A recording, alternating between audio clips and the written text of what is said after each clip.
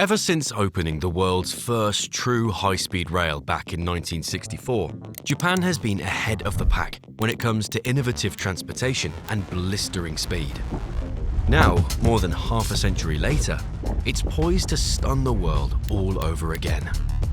The historic Tokaido Shinkansen, the very line which first introduced us to the term bullet train, is undergoing a major expansion. The expansion will initially run from Tokyo to Nagoya, then later on all the way from Tokyo to Osaka, and it will cover the roughly 500-kilometer distance in less than half the time of the original high-speed train, making Japan once again the home of the world's fastest commercial train.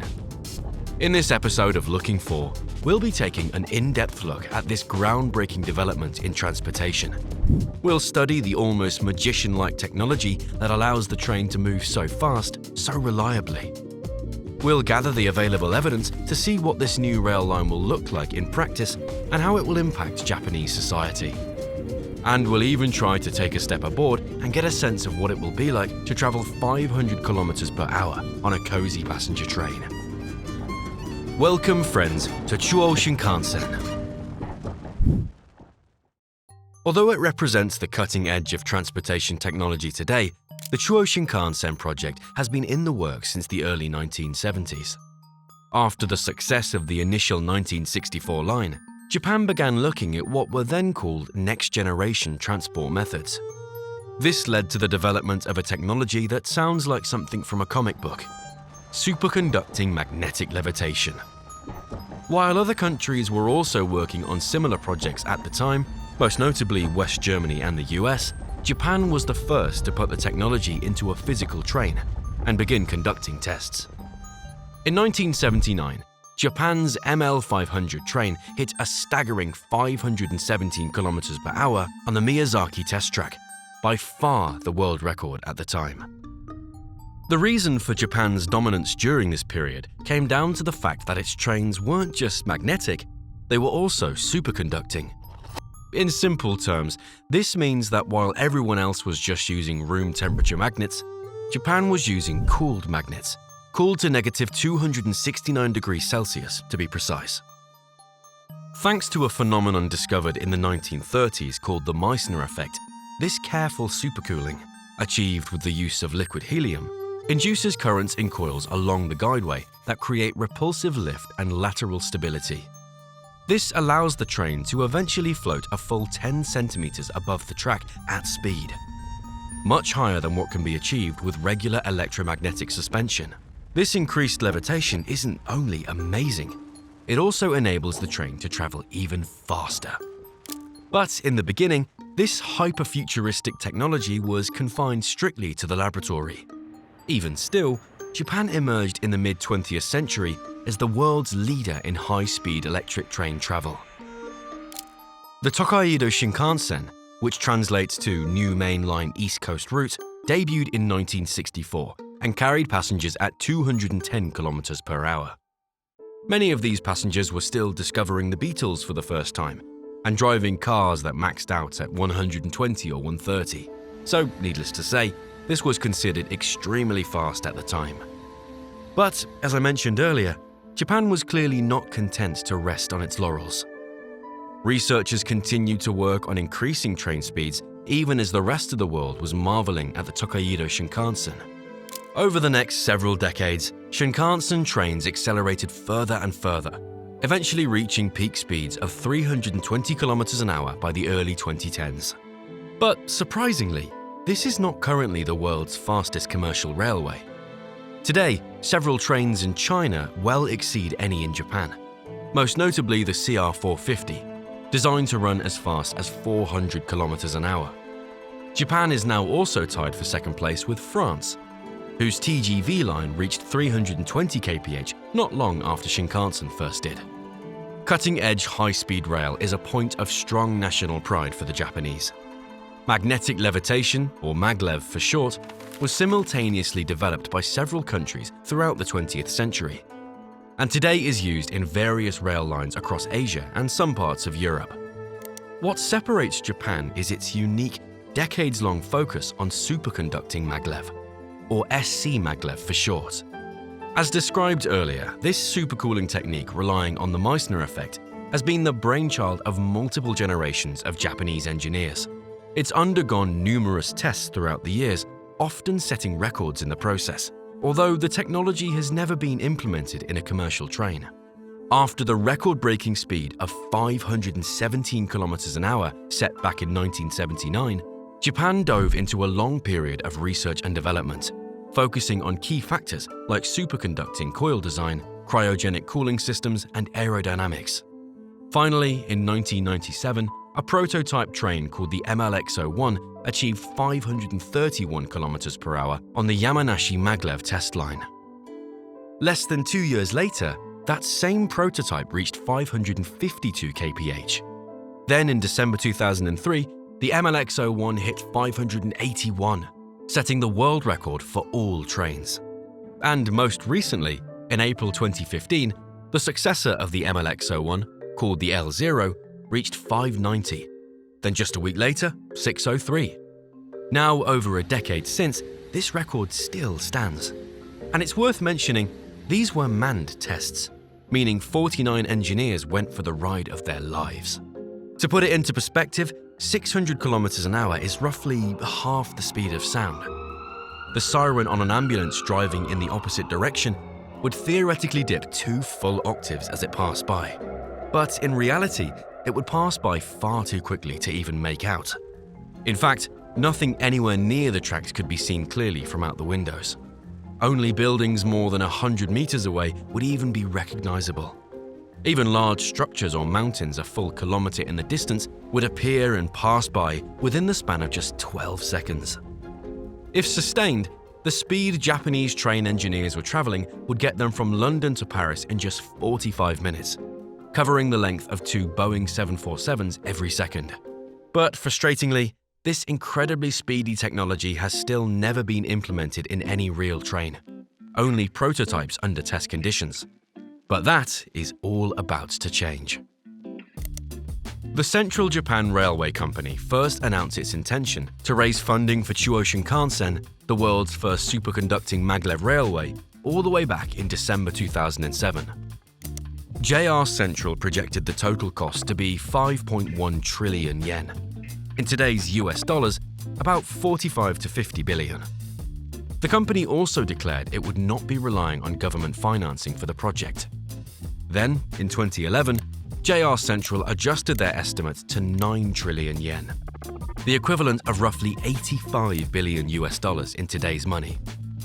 There are several reasons why the project was expected to be so expensive. One reason was the extraordinary amount of new tunnels that would have to be constructed. Chuo Shinkansen would require far more tunnels than any previous Japanese rail project. A full 86% of the 285-kilometer journey from Tokyo to Nagoya would take place inside tunnels, with some tunnels in alpine regions stretching as long as 25 kilometers. Even when the additional track leading to Osaka is added, the full Chuo Shinkansen line will still be 80% tunnel. In other words, not visible at all to the surface. There are quite a few reasons why these extensive tunnels are necessary. One, which actually seems rather obvious once you think about it, is that the railway line has to be relatively straight. To be precise, the minimum curve radius, in other words, the tightest possible turn allowed on the track, will be 8,000 meters, among the widest to ever be used on a commercial railway. The trains simply can't wind through dense urban landscape or curve around mountains. It has to blast straight through them. That means in most cases, it will have to pass stealthily underneath. Sending the 500-kilometer-an-hour bullet train underground also protects it from weather, offers better earthquake resilience, and, believe it or not, ends up being more affordable when you stack it up against what it would cost to acquire land in the densely populated region where the train is set to run. Yet another, more surprising reason for putting the train underground is the noise. And despite what you might at first think, this doesn't refer to engine noise. The L0 series trains are 100% electric. They essentially fly along magnets with minimal friction, so even the rails themselves are eerily quiet. In fact, riding on the train will be as stable and as silent as driving on the highway in a Tesla. However, If you're standing outside the train when it goes by, it's a very different story. The full train would conceivably weigh something like 300 metric tons. When it plows through the air at 500 kilometers an hour, the pressure waves are enormous. In fact, tests have revealed the pressure blasts are loud enough to potentially cause hearing damage, not to mention being extremely startling for pedestrians. Standing near the tracks as the train ripped by, you'd feel a slap of air ruffling your clothes, and it would sound like a low-flying jet, perhaps 95 to 100 decibels. One journalist who participated in an early test ride in 2013 wrote a simple headline: "Maglev train offers smooth ride inside, deafening noise outside." JR Central has spent years assessing the noise factor. The company claims, quite plausibly, that the L0 trains are quieter than their predecessors. But nevertheless, the trains will have to hit their max speeds underground, far away from earshot. The original construction timeline was set in 2013, with plans to complete the initial Tokyo to Nagoya section by 2027. Even at this early stage, the additional Osaka section wasn't expected to be finished until 2045. However, in 2016, the Shinzo Abe government offered about 3 trillion yen in long-term, ultra-low interest loans. The deal seemingly caused JR Central to quickly reconsider its initial vow to not use government financing. It also allowed the Osaka completion date to be moved from 2045 to 2037. In 2015, work began. Specifically, tunneling began. First, a 7-kilometer tunnel spanning the Yamanashi and Shizuoka prefectures, and then in December, one of the 25-kilometer megatunnels, which will be Japan's deepest tunnel at 1,300 meters below ground. The following year, construction was started on a Maglev station in the special ward of Shinagawa in Tokyo. In 2021, the project had its first fatal accident, when a rock collapse struck 2 male workers who were inspecting bedrock during the construction of a tunnel in Nagasagawa City. One of the workers was killed, while the other survived with a broken leg. This unwelcome news came in the ongoing midst of another controversy, one that has now plagued the project for years. This is the issue of the Shizuoka prefecture, which opposes the tunnel which is set to run through the southern Alps. The tunnel is designed to have an 8.9-kilometer Shizuoka section, but the prefecture has continually refused to grant permission for it. The ostensible concern is water flow. The tunnel cuts through the Oi River watershed, and some are concerned the tunnel will divert water from the river's natural flow, potentially disrupting agriculture, industry, and even municipal water supply. In April 2020, an expert panel was assembled to take a look at the potential environmental implications of the tunnel. They concluded the impact of the river's underground basins would be small, but the report was subsequently criticized by the Shizuoka government as, quote, insufficient and hasty. This more or less gives you an idea of the nature of the ongoing dispute. With no resolution in sight, JR Central is yet to make any official alterations to the master schedule, but have acknowledged that the delays in Shizuoka pose a serious threat to the current 2027 completion date of the Tokyo-Nagoya section. Such challenges are perhaps to be expected during construction. But what about the roughly 66 million people who live in cities Chuo Shinkansen will service, anxiously awaiting the opportunity to travel on the world's fastest train?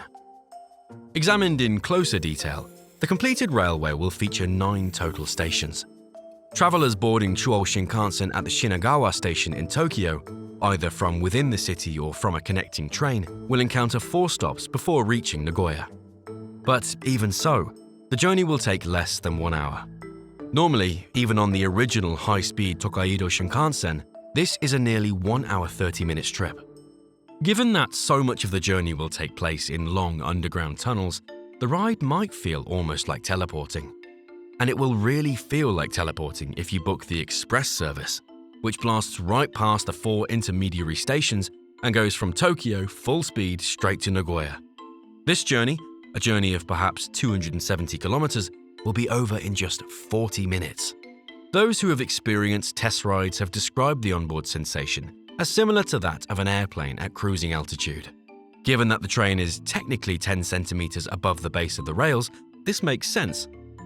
Within 3 minutes of departing the station on the express line, the the train will have gradually and gently accelerated all the way to 500 kilometers per hour. The relatively low volume inside the cabin will allow for easy conversation. Cabin pressure will automatically adjust upon tunnel entry to maintain the tranquility of the onboard environment and prevent unwanted effects like popping ears. JR Central has released only partial mock-ups, but the interiors of the test trains give an impression of what the cabins will look like. Reclining seats will be arranged 2 by 2, similar to an airplane economy but wider and with more legroom. Windows will be rectangular and elongated, prioritizing lighting and interior ambience. After all, the world outside will be a mostly unrecognizable blur anyway. JR Central has even experimented with testing OLED information panels on the windows themselves, giving passengers route data or scenery overlays, so it's possible Chuo Shinkansen will include such a feature. Vendors and trolley amenities are also expected, though not yet confirmed. In general, the minimalist design appears to focus on almost cocooning passengers in a quiet and mellow space, totally and remarkably different from the reality of what's happening outside the train. What would it feel like to travel 500 kilometers an hour on a train? In short, the answer might be not a whole lot different from traveling any other speed on a train. The only shock to the system will be how abruptly you arrive somewhere else on the other end of the country. And speaking of that country, how might traveling so comfortably and easily at such speed affect Japan as a whole? In terms of infrastructure, the immediate impact will automatically be somewhat visible. As previously mentioned, most of the railway will be underground. Even many of the stations along the route will, in essence, be expansions to existing stations, facilitating frequent connections with other trains and transport in Japan's famously excellent public transportation system. Chuo Shinkansen will appear almost behind the scenes, a deep artery running below the visible surface of the country. However, that artery will likely facilitate various transformations that will be anything but invisible. Economic projections surrounding the project are impressive, to say the least. By collapsing travel times between 3 of the biggest metro areas in Japan, Chuo Shinkansen aims to combine the world's largest city, Tokyo, with Nagoya and Osaka to create a single massive labor and market basin. It's not unlike somehow turning New York City, Los Angeles, and Chicago into a single sprawling city, easily traversed by all residents. As the government's ultra-low interest loans indicate, this has major implications for a country that already has the 3rd largest GDP in the world. One study estimates a positive economic impact that could be as high as 17 trillion yen in the first 50 years of operation.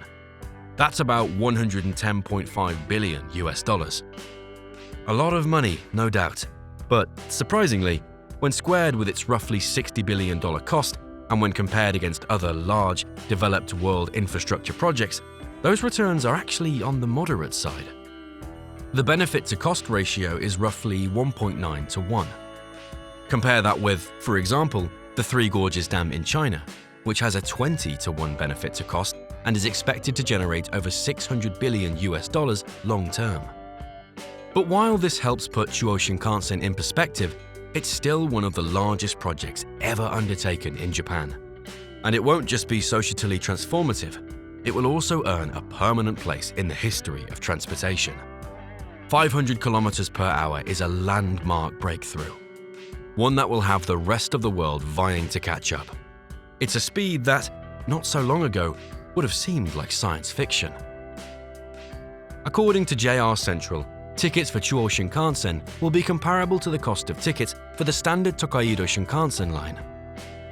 In addition to the throngs of business people who will use the train to increase their professional success, countless others, perhaps from all corners of the globe, will go for a ride, just to be able to say they experienced the fastest train ever built. Who knows, perhaps you'll be one of them. Thank you for watching. Please feel free to share your thoughts on Chuo Shinkansen in the comments section below. And please don't forget to leave a like and subscribe if you enjoyed the video. That's all for now. We'll see you next time on Looking For.